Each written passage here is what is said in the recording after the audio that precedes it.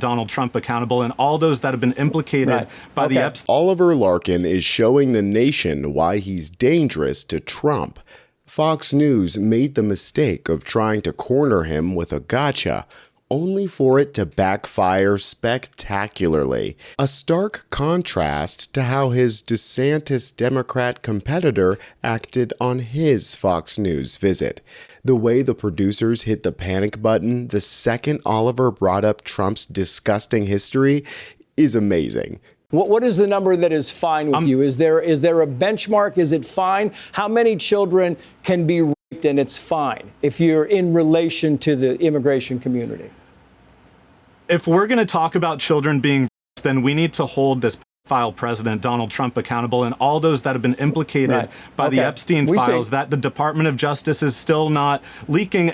They've sent AIPAC after Thomas Massey for having the temerity to hold accountable files that are in control of our government. Thank you. We appreciate your time very much. You could almost see the host's blood pressure inflate his head, and Oliver Larkin smiled before answering the question because he knew that MAGA has no room to talk. They want to pretend it's immigrants who are dangerous to children, but really, it's them. This is the savageness that I expect from our Democratic representatives, unlike Jared Moskowitz, who did not do the same. Well, look, what I would like to see actually is a little tougher language coming out of the Trump administration. I'm to the right of this issue to the J.D. Vance Witkoff approach, and I agree, quite frankly, more with Senator Lindsey Graham and probably Senator Tom Cotton. Iran is the weakest they've been in a period of time. Now is not the time to appease them. Now is the time to put maximum pressure on them and make sure that we dismantle the nuclear program. Yeah, Jared is pro-war, pro-death, pro-genocide, and he's happy to tell his Fox News audience that. He's not even hiding the fact that he hates his constituents. He hasn't had a single town hall in all of his time in office, and he said so himself that he wishes he was a coke-snorting banker instead. Don't go into politics. Really? Oh, yeah. 100%. Do you have regrets? Go to Wall Street. Go to Wall Street. Yeah, be a finance bro. Go to Wall Street. Yeah. Go to Wall Street. Go be a finance bro. Do cocaine for a couple of years. Get that out of your system. Yeah. That's what I would tell my 16-year-old self. The do-nothing Democrats are even easier to beat than I expected. They are literally not fighting back. Moskowitz refused to show up for a debate against Oliver Larkin and refuses to engage with any kind of ground game.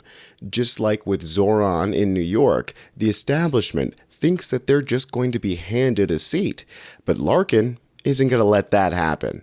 We need to abolish ICE. Unconstitutional and deadly federal actions here in Minneapolis. Border Patrol agents are asking people for their papers. Every strategy and every tactic to interact with and apprehend under 287G. ICE is violating our civil and constitutional rights. Rather than ending military intervention abroad, welcoming refugees and those seeking asylum, Congressman Moskowitz would rather fund war and detain people seeking a better life in the United States.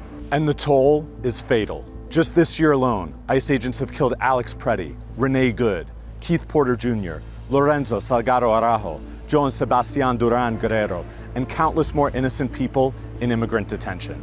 This unaccountable secret police force receives $170 billion of our taxpayer dollars. Most ICE detention centers are privately run across the U.S. by corporations like Geo Group, located right here in Boca Raton. Why did Jared Moskowitz write a personal letter of recommendation for Adam Hasner, the Geo Group executive, to lead Florida Atlantic University? Why was he the only Florida Democrat to vote for Trump's pro-ICE Laken Riley Act that gave ICE the power to kidnap our neighbors and terrorize our communities? It is as bad as it can be, but it is not a concentration camp. Jared Moskowitz is not someone who stands up to Trump's authoritarianism. He is someone who enables it. I'm Oliver Larkin, and I will fight to abolish and prosecute ICE, holding those accountable who have violated our civil and constitutional rights. I will work to end the deputization of local law enforcement to detain immigrants by terminating